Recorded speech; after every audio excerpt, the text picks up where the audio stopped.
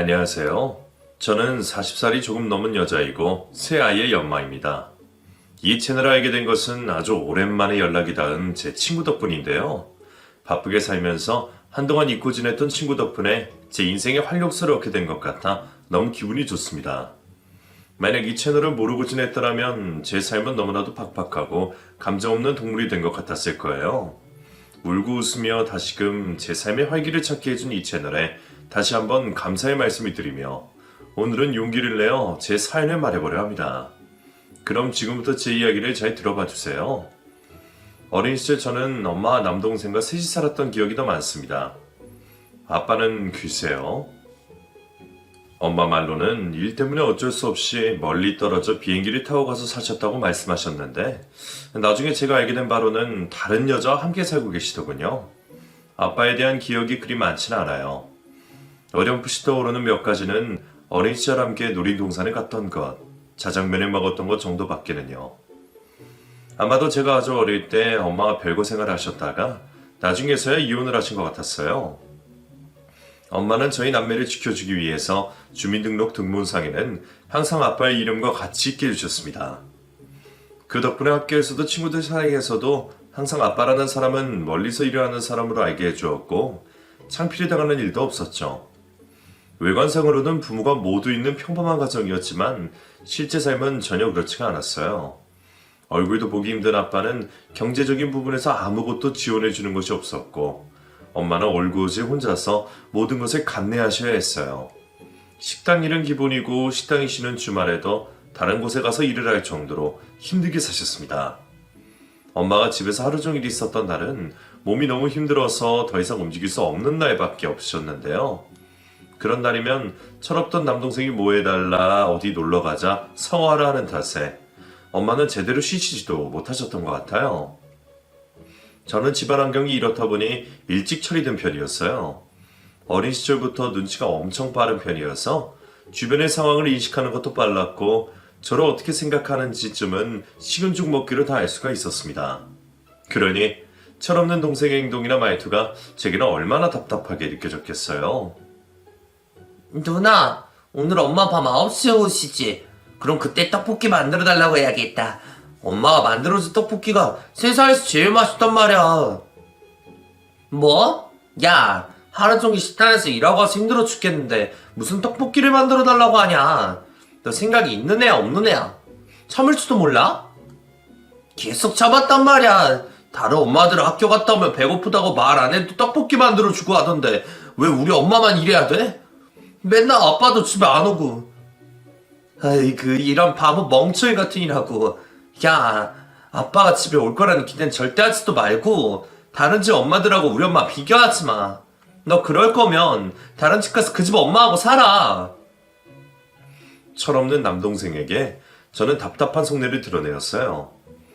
2살밖에 어리지 않은데 정신연령은 한참 낮아 보이는 남동생이 커가는 내내 답답하기만 했습니다. 반면에 엄마는 이런 저희 남매를 늘 보듬어 주시는 분이셨어요. 본인도 하루 종일 일을 하고 오셔서 피곤하신데 오자마자 저에게 이런저런 말을 걸고 장난도 쳐주셨고 학교에서 있었던 일에 대해서 상세하게 들어주곤 하셨죠. 엄마가 피곤해 지쳐 있을 것을 아는 저는 최대한 말을 아끼고 쉬라고 하셨지만 엄마는 그게 엄마 삶의 이유라고 말씀하시는 분이셨어요. 그렇게 하루하루가 지나가던 어느 날 밤 저는 자다가 엄마가 누군가와 통화를 하는 소리에 잠을 깼습니다. 저희가 들을까봐 조심스럽게 말하시긴 했는데 한눈에 봐도 그게 아빠라는 것을 알 수 있었죠. 아니, 애들을 낳아냈으면 책임을 져야지. 자기만 좋다고 딴 여자한테 가면 땡이야? 어? 한창 애들 커가는데 학원비라도 보내줘야 될 거 아니야. 아직 호적이 아빠라고 있으면 아빠 노릇을 좀 해라. 누가 나한테 해달래? 당신 핏줄이잖아, 핏줄. 엄마는 돈이 필요하셨던 것 같아요. 한창 커가는 저희 남매 둘을 키우시는데 혼자 해버리려는 역부족이셨나 봅니다. 더군다나 엄마는 저희의 교육에 있어서도 최대한 남들이 하는 것을 다 하면서 잘하길 바라셔서 학원을 이곳저곳 많이 보내주셨거든요. 전화를 끊고 하염없이 눈물을 흘리는 엄마의 모습을 보고는 저도 눈물이 나와 들킬까봐 숨죽여 울었었습니다. 다음날 저는 엄마에게 모든 학원을 다 끊겠노라며 말씀드렸죠. 엄마는 갑자기 왜 그러냐고 말씀하셨지만 저희 고집을 끝내 꺾지는 않으셨어요. 그 후로 남동생만 학원에 다니고 저는 학원에 가지 않았습니다. 나름대로 혼자 집에서 문제집을 풀면서 열심히 공부를 했고 성적이 그렇게 많이 떨어지진 않았죠. 어느 날은 학교를 끝나고 집으로 가고 있던 중에 누군가 저희 엄마 이름을 부르시는 겁니다.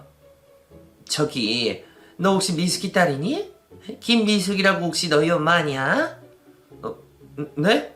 저희 엄마를 어떻게 아세요? 누구세요? 어머나, 맞구나. 나는 니네 엄마 중학교 동창생인데 어쩜 너네 엄마 어렸을 때랑 똑같이 판박이로 생겼냐? 당황한 제게 다가오던 한 아주머니가 제게 친근하게 말을 걸어오셨어요. 누구세요? 엄마 전화번호 뭐야? 아이고, 어쩜 이런 인연도 있니? 나 너무 깜짝 놀란 거 있지? 너 이 동네 살아? 아, 네. 여기 엄마 전화번호요. 그럼 안녕히 가세요. 엄마 전화번호를 일단 알려드린 후 저는 집으로 왔습니다. 밤늦게 피곤한 몸을 이끌고 집으로 오신 엄마께 낮에 있었던 일을 말씀드리니 여중 동창생이 맞다고 하시더군요. 그래, 엄마 친구 맞아. 머나먼 땅끝 마을에 살던 애가 갑자기 여기서 만나다니 사람 인연은 알 수 없는 건가 보다. 그 친구 아들도 너랑 동갑인 것 같던데 나중에 같이 만나면 친구하면 되겠다. 다행히도 엄마도 그 친구분을 반기시는 것 같았어요. 엄마는 나이가 들수록 옛 친구들을 잊고 살게 되는데 이렇게 우연이라도 만나게 되어 마음이 든든하다고 하시더라고요. 그렇게 그 주의 주말에 저희는 엄마와 함께 엄마 친구를 만나게 되었습니다. 작은 식당에서 삼겹살을 먹으며 만났는데 어쩐지 별로 제 마음에는 들지 않더라고요. 저희 남매도 있는 데서 엄마에게 지난 일을 약 올리듯 말씀하시는 그 아주머니의 말투로 별로 듣고 싶지 않았고 그 말투가 꼭 아들에게도 똑같이 있었거든요. 저랑 같은 나이라고 하니까 친구라도 좋았겠으나 제 마음이 선뜻 내키진 않았습니다. 아주머니와 저희 엄마는 소주를 한 잔씩 드시면서 살아가는 이야기가 시작되었고 각자 남편이 없다는 것을 이야기하시더라고요. 저희 아빠는 표면적으로는 해외에 돈을 벌러 나가셨는데 사실은 처자식을 버리고 나갔다는 것이라고 말씀하셨고 그 아주머니의 남편분 역시 바람이 나서 아예 이혼을 했다고 하시더군요. 두 분은 서로의 아픔을 따뜻하게 더듬어 주시면서 눈물까지 흘리셨습니다. 내가 어디 가서 이런 얘기를 할 수가 있었겠니? 우리 집 바깥 사람 머니 해외에 가서 돈 벌고 있는 줄 안다고. 아휴, 이제라도 만나서 돈 반갑다 속 얘기도 하고. 그래, 친구밖에 더 있냐? 아무리 이웃사촌이 가까워도 어린 시절 함께 보낸 친구랑은 다르다니까. 이제 우리 힘든 거 서로 터놓고 의지하면서 지내자, 어? 내가 아주 왠지 이쪽 동네로 이사를 오고 싶더라니. 네가 있어서 우리 조상님들이 발길을 이쪽으로 인도해 주셨나봐. 저는 마음에 들지 않았지만 엄마의 그런 모습을 보니 저까지 너무 기분이 좋았어요. 그동안 일만 하시면서 힘들게 사셨는데 앞으로는 이 아주머니와 연락도 하며 지냈으면 좋겠다 싶었죠. 그 후로 저희는 아주 자주 만났습니다. 주말이면 함께 동네 놀이터에서 놀기도 했고 서로의 집까지도 오가며 밥도 먹었죠. 두 집 모두 아빠가 없으니 오히려 서로의 집에 드다니는 것도 쉬웠던 것 같아요. 그리고 몇 달 후 그 친구와 저는 학교에서 같은 반으로 편성이 되었습니다. 먼 지방에서 전학을 왔기에 사투리도 심했고 낯설어 했는데 제가 아주 많이 챙겨주면서 저희는 서로 가까워졌어요. 그 친구는 약간 누군가에게 의지하는 타입이었어요. 보통의 남자아이들과는 조금 달랐죠. 무슨 일만 있으면 제게 쪼르르 달려와서 일러 바쳤고 제가 나서서 뭔가를 해결해 주길 원하는 것 같았어요. 한 번은 같은 반에 있던 다른 남자아이가 그 친구에게 사투리를 쓴다며 놀려댔고 제가 그걸 대신 나서서 이야기를 해준 적도 있었습니다. 다행히 반에서 제가 친구들에게 인기 좀 있고 그랬었기 때문에 제 말을 들어주긴 했는데 왠지 그 후로부터는 제게 점점 더 의지를 하는 것 같더라고요. 마치 저는 제 남동생과 이 친구까지 두 명의 남동생을 챙겨야 하는 기분이 들었지만 그것도 꽤 나쁘지는 않았던 것 같아요. 제 성격이 그런 부분도 없지 않아 있었거든요. 그러면서 학창시절은 지나갔습니다. 집안 형편은 어려웠지만 최선을 다해서 홀로 공부를 했고 꽤 좋은 대학교에 입학할 수 있었죠. 그 친구는 저보다 공부를 훨씬 못해서 저 멀리 떨어진 대학교에 진학을 했는데 홀로 자취를 하면서 제게 놀러 오라고 하루에도 몇 번이나 전화를 걸어 징징대기도 했어요. 또 친구의 의리가 있으니 저는 그 친구에게 자주 찾아갔습니다. 특히 주말이면 알바가 끝나는 저녁 시간에 찾아가 하룻밤을 자고 오기도 했죠. 그 친구와 저는 엄마끼리 워낙에 친하게 지내면서 집에도 드나들었기 때문에 특별히 이성적인 감정이 전혀 없었어요. 그러니까 그 친구의 자취방에서 함께 자도 아무 일도 없었죠.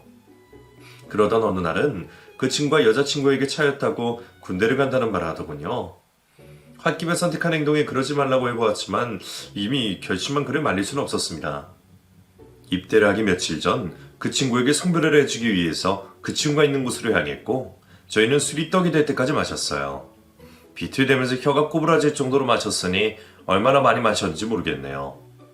그렇게 그날도 술이 떡이 되어서 그 친구의 자취방에 가서 잠을 잤는데 새벽에 뭔가 이상한 느낌에 눈을 떠보니 그 친구가 제 입에 입을 맞추고 있었습니다. 이러면 안 되는 줄 알면서도 저도 술김에 되돌릴 수 없는 강을 건너고 말았고 그날 이후 저희 둘의 관계는 엄청나게 어색해져 버렸죠. 결국 군대를 입대하던 그날 서로 눈도 마주치지 못한 채 헤어지게 되었고 그날 이후 저는 많은 생각에 빠지게 되었습니다. 남자의 경험도 처음이었는데다가 이렇게 한 행동에 대해서 서로 책임을 져야 한다고 느꼈거든요. 그 친구도 저와 비슷한 생각을 갖고 있었는지 훈련소의 훈련이 다 끝난 후 몇 달 뒤에 전화가 와서 만나자는 말을 했어요. 결국 군대의 첫 휴가를 나와 만나게 되었고 그날 이후 저희는 연인관계로 발전하기로 했죠. 처음에는 그 남자에게 이성적으로 많이 끌리는 것은 없었어요. 그냥 술을 한잔 마시고 했던 행동 때문에 책임감이 많았죠. 그런데 시간이 갈수록 군 생활을 힘들게 하는 그 친구에게 힘을 주게 되면서 점점 마음이 커져갔던 것 같아요. 그 친구는 정말 다른 사람에게 의지를 많이 하는 스타일이었고 군 생활도 힘들어했어요. 일명 관심병사라고 불러올 정도로 어울리지 못했고 저는 혹시라도 발생할 수 있는 여러 가지 문제에 대해서 칼날이 곤두섰습니다. 그래서 매번 면회를 갖고 편지나 선물도 엄청 많이 보냈어요. 휴가를 나오면 왼종일 모든 스케줄을 포기하고 그 친구와 모든 시간들을 보낼 정도였죠. 혜정아, 난 정말 너 없었으면 어떻게 살았을까? 네가 내 옆에 있어서 너무 좋아. 절대로 나 떠나지 마. 알았지? 평생 내 옆에 있어줘. 그래, 아무 걱정하지 말고 너는 군생활 잘 버텨. 혹시라도 나쁜 생각이나 이런 거 절대 하지 말고. 나도 생각하고 너희 엄마도 생각하면서. 남친의 나약함은 가끔씩 저를 힘들게 하기도 했지만 그때까지만 해도 참을 수 있었어요. 하지만 시간이 가면서 점점 저도 인내심의 한계에 도달하게 되었죠. 군대를 제대한 남친은 하루 종일 아무것도 안 하고 방구석에 틀어박혀 있는 시간도 많았고 무언가 세상에 불만이 가득한 듯한 생활을 했어요. 어떻게든 세상 밖으로 끌어내고 싶었지만 남친을 말리기는 힘들었습니다.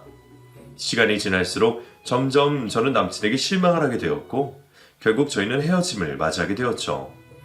저희는 헤어졌지만 엄마들끼리 너무 장래가 잦은 친구 사이였기 때문에 의도치 않은 만남을 할 수밖에 없었어요.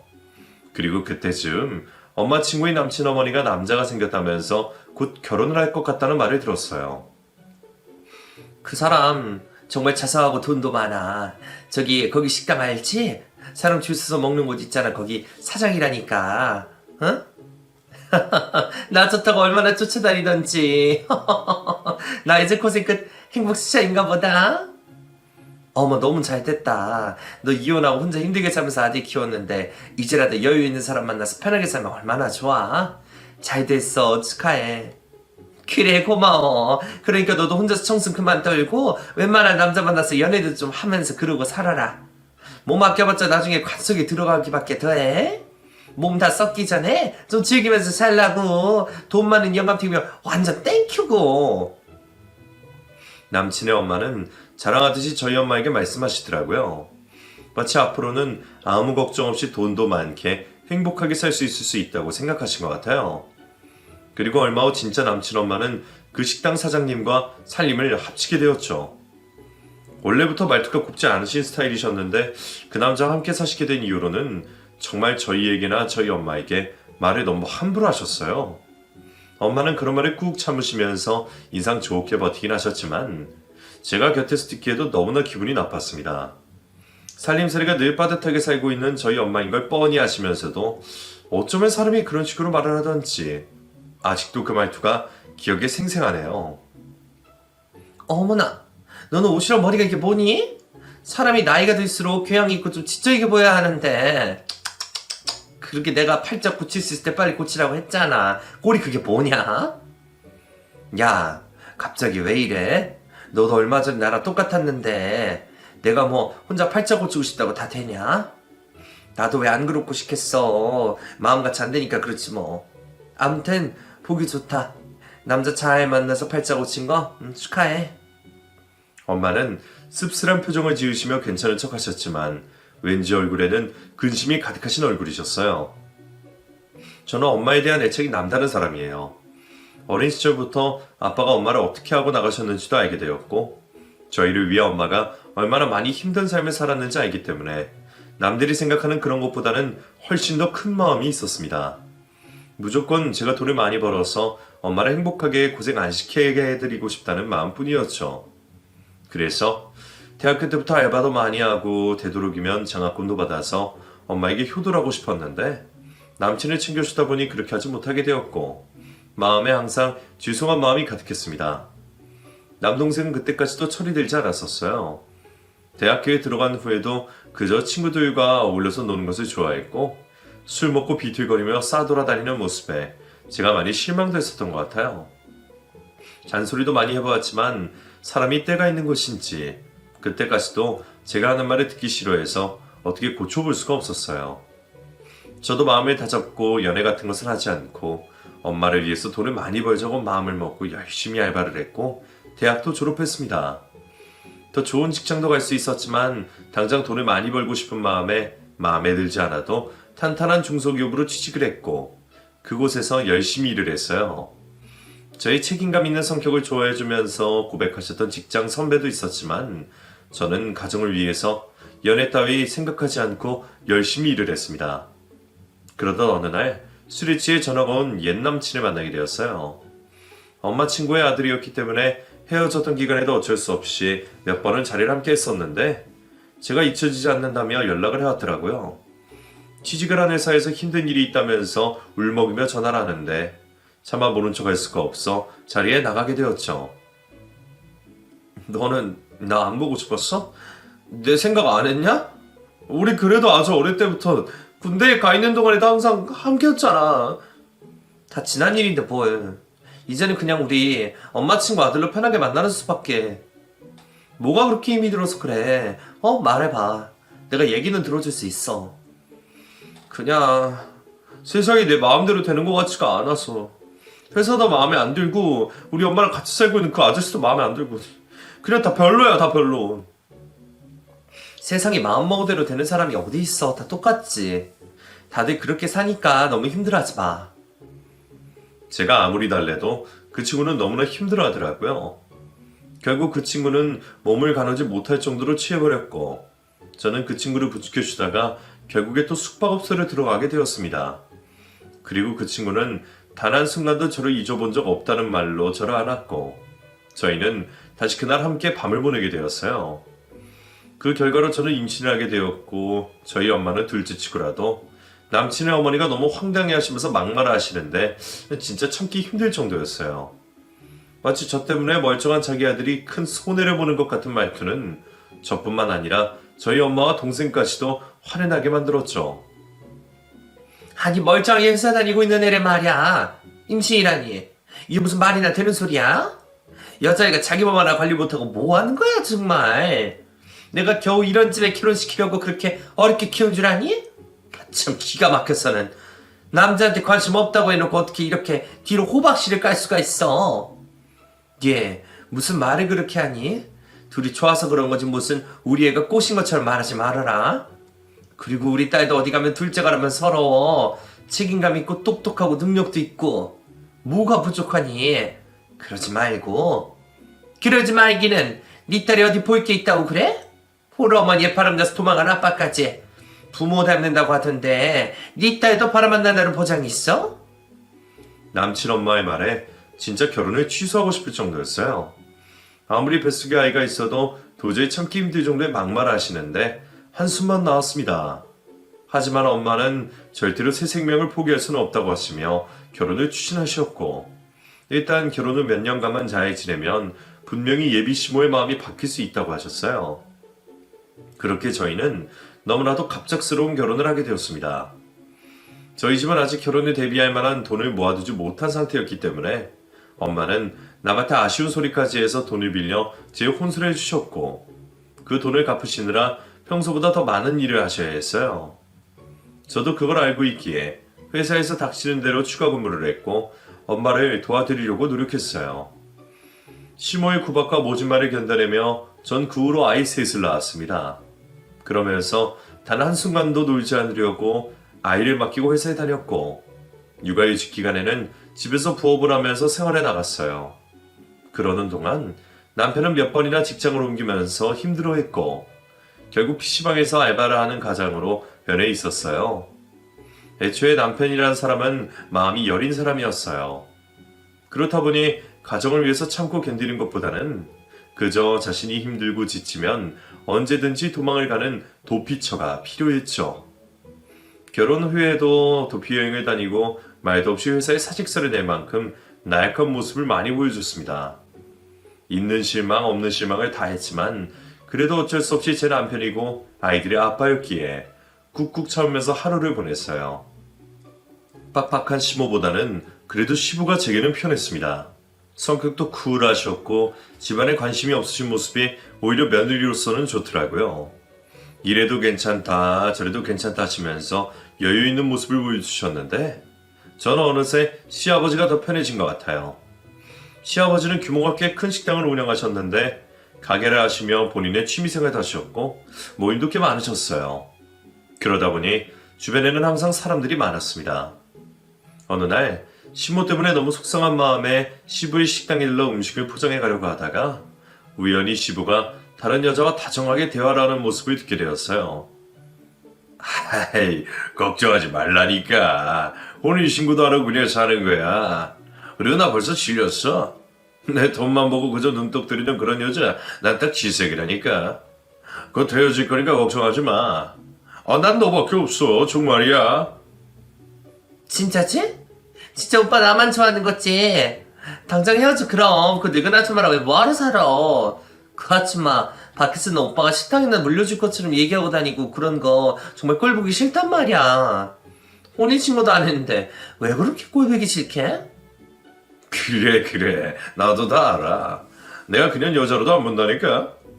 하도 애걸복걸하니까 버티고는 있는데 애정도 없고 아무 느낌도 없어. 걱정 마. 알지? 시부는 다른 여자와 시모에 대한 욕을 하고 있었습니다. 그리고 저도 몰랐는데 시부와 시모는 혼인신고도 하지 않은 상태이더라고요. 시모가 저희 엄마에게 하신 말씀으로는 재산에 대해서도 권리가 있다고 하면서 정식 부인이라고 하셨는데 그건 다 거짓말인 것 같았습니다. 순간 저도 모르게 저는 그 상황을 사진을 찍어두고 동영상도 찍었어요.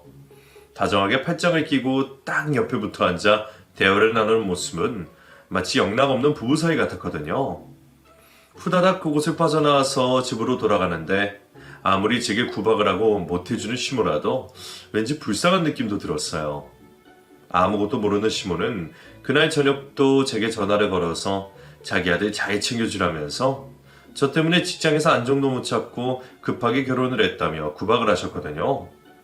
당장이라도 시부의 행동을 말씀드리고 싶었지만 괜히 제가 나서서 일을 망치게 될까봐 차마 말씀을 못 드렸어요. 나이가 나이인지라 친정엄마에 대한 걱정도 많았어요.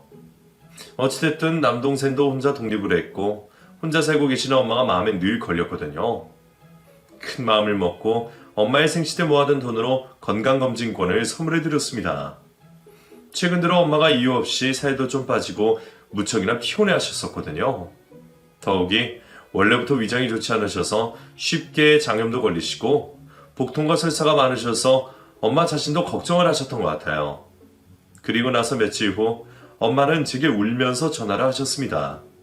무슨 일이냐고 물어도 대답도 하지 못하신 채 그저 저보고 행복하게 잘 살라고만 말씀하셨죠. 순간적으로 이상함을 느낀 저는 당장 친정으로 달려가 보았고 엄마에게서 청천벽력 같은 소리를 듣게 되었어요. 그동안 이상징후를 느꼈던 것들은 현실로 다가왔고 현재 암 3기 말 즈음 되었다고 하시더군요. 엄마, 그게 무슨 말이야? 엄마가 왜 암이야? 말도 안 돼. 엄마 슈퍼우먼이잖아. 이렇게 강한 엄마가 암이라는 말도 안 돼. 믿을 수 없어. 왜 아파? 엄마 아니야. 제발 아니라고 말해. 미안하다. 이 엄마가 끝까지 니네들한테 도움 한 번 못 되고 마지막까지 이렇게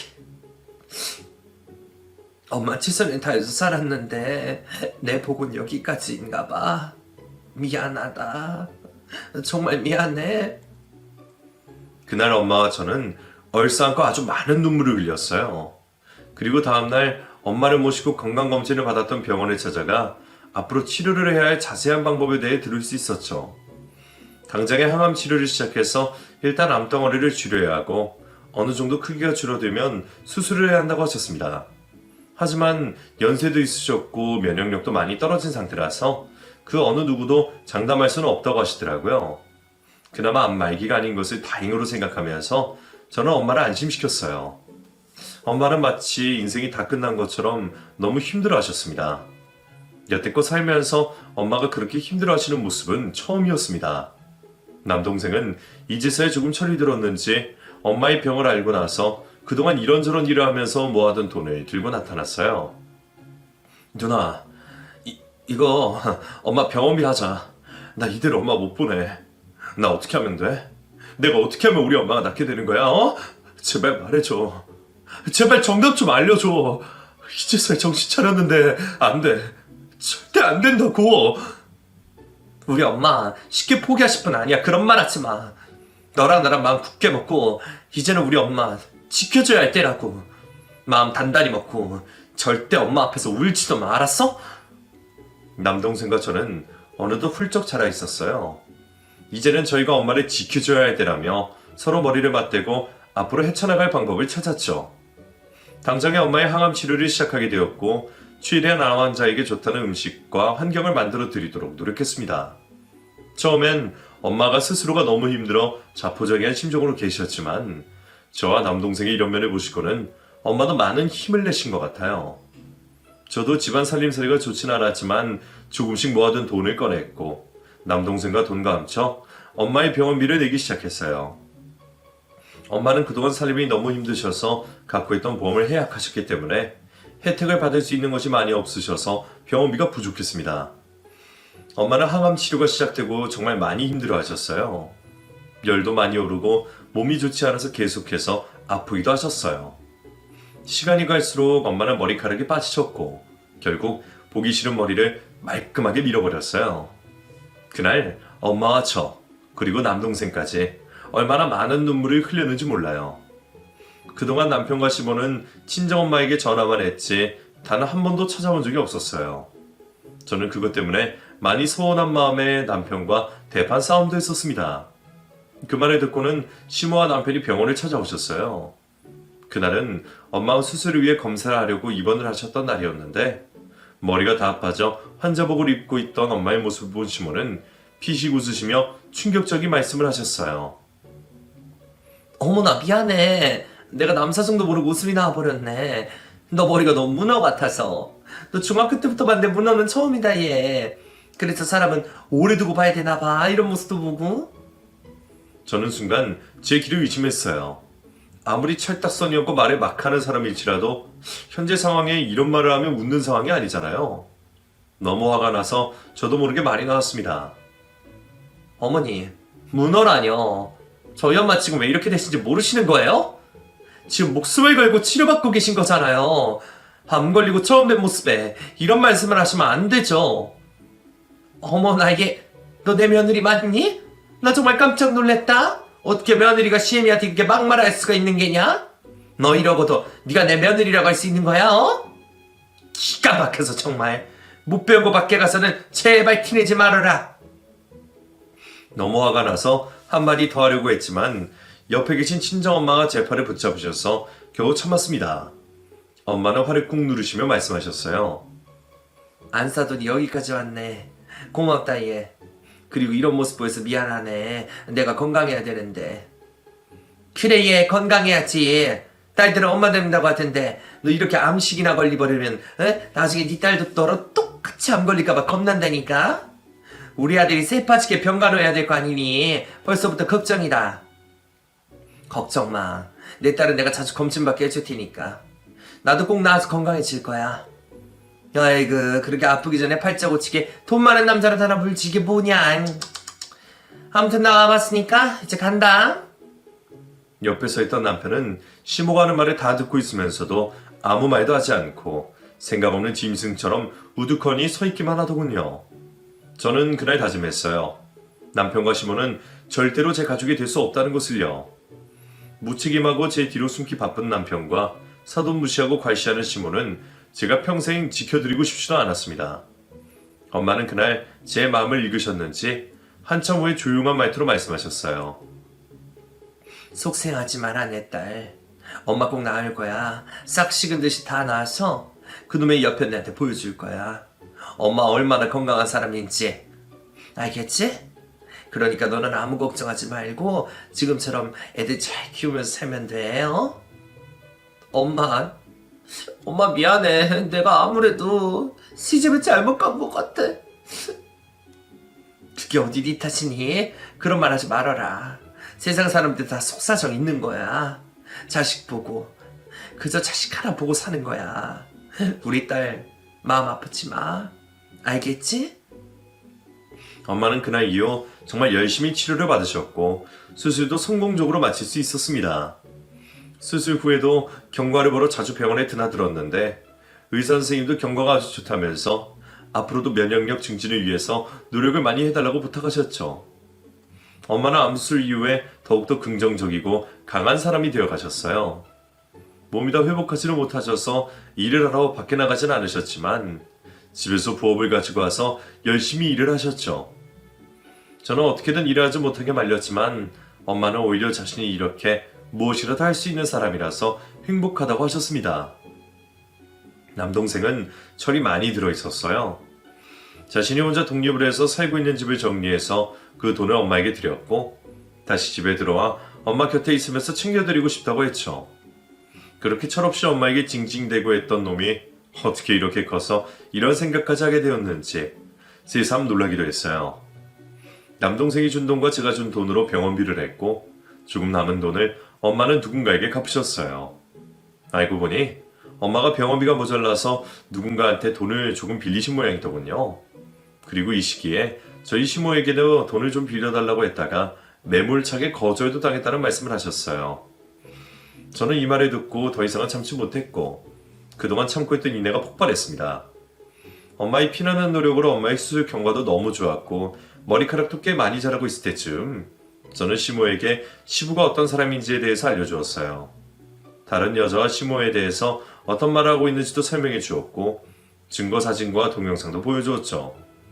시모는 제가 일부러 거짓으로 꾸민다고 큰소리 치셨지만 얼마 뒤 정말 시부와 대파 싸움을 하시고 함께 살던 집에서 쫓겨나던 신세가 되셨어요. 시부는 워낙 아쉬울 것이 없는 사람이었습니다. 큰 식당에 돈도 많이 모으셨고 주변에 따르는 사람도 많았고 혼자서도 취미생활을 열심히 즐기며 잘 사는 사람이었거든요. 시모가 제 말을 듣고 시부에게 다지자 시부는 이때다 싶어서 시모를 완강히 내치셨나 보더라고요. 시모가 제게 울면서 따지시 전화를 하셔서 하신 말씀을 들어보니 대충 그림이 그려졌습니다. 야, 이년아, 너 때문이야. 이거 다 너 때문이라고. 너만 가만히 있었으면 우리 곧 돈이 치고도 하고 그 식당도 우리 아들 물려줄 건데 네가 망쳤어, 이년. 어머님, 무슨 말씀이세요? 아버님 그러신 거 아주 오래전부터라고요. 혼인신고도 어머님 혼자만의 생각 아니세요? 절대로 아버님은 그렇게 생각하지 않으셨던데요. 너는 아주 누구 닮아서 그렇게 버르장머리가 없는 게냐? 넌 내가 잘 안 되는 걸 바라는 애 같다? 어머님, 그렇게 돈 많은 남자 만나서 좋다고 하시더니 저희 엄마 병원비도 안 빌려주시고 머리 빠진 거 보고 문어라고 웃으셨죠. 그게 사람으로서 할 짓이에요? 그러면서 어머님은 계모임 여행 다니고 금목걸이까지 맞추셨던데 어쩜 그러세요? 어머님이 하신 행동을 보고 생각 좀 하고 말씀하세요. 이게 정말 잘난 내 아들 주니까 못하는 말이 없네. 어쩌면 이렇게 막말할 수가 있냐? 잘난 아들이요. 직장 하나 못 버티고 처자식 줄줄이 딸려서 PC방 알바하는 아들이요. 그게 잘났다고요. 그동안 그 잘난 아들이 생활비를 제때 안 줘서 제가 얼마나 개고생을 했는지 아세요? 어머님, 자식 교육 잘못 시키셨어요. 참지 못한 저의 분노 폭발에 시몬은 거의 실신하실 듯 욕설을 퍼부으셨습니다. 차마 입에는 담지 못할 거친 말을 쏟아내셨는데 나중에는 제대로 듣지도 않고 전화를 끊어버렸어요. 1시간 후 남편이 일하다 말고 저를 찾아왔고 저는 그동안 남편의 무능력함에 대해서 하나하나 일깨워 주었습니다. 그리고 그동안 저를 무시하고 저희 집안 자체를 무시한 남편과 시모의 행동에 대해서도 알려주면서 이혼을 하자고 말했어요. 이제 알겠냐? 네 자신을? 너랑 네 엄마 우리 집 어떻게 했는지. 네 무능력하고 무책임한 건 내가 어떻게든 참았는데 우리 엄마를 그렇게 대하는 건 더 이상 못 참아. 너도 똑같아.